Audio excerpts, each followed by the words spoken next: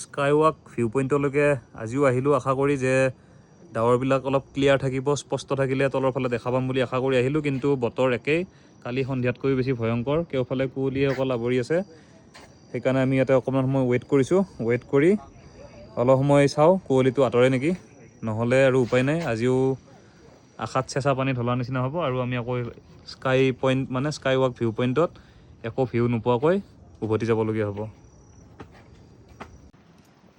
আজিকালি খুবেই ফেমাছ হৈ থকা আইজলৰ এই ভিউ পইণ্টটোত আহি পাইছোঁ, কিন্তু আমাক কুঁৱলীয়ে কালিৰ পৰা ৰাতিপুৱাৰ পৰাই লগ এৰা নাই। আজিও এতিয়া ইয়াতে কুঁৱলীয়ে ভৰ্তি হৈ আছে। ওপৰতে এইটো স্কাইৱাক ভিউ পইণ্টটো আছে, য'ত নেকি গ্লাছৰ সেই ছাদখন আছে, তাৰ পৰা আইজল চিটিৰ ভিউটো পায়। কিন্তু আমি কালি সন্ধিয়াও চেষ্টা কৰিলোঁ ইভিনিং ভিউটো পাওঁ নেকি, নাপালোঁ। আজি এতিয়া আশা কৰি আহিছোঁ, অলপ বতৰ ফৰকাল হোৱাৰ নিচিনা পাইছিলোঁ হোটেলত থাকোঁতে, ভাবিলোঁ যে গৈ পিনে দেখা পাম, কিন্তু একেই অৱস্থা, অকণমান এইফালে দেখুৱাই দিয়া। তথাপিতো অকণমান ভিজিবল হৈ আছে আজি।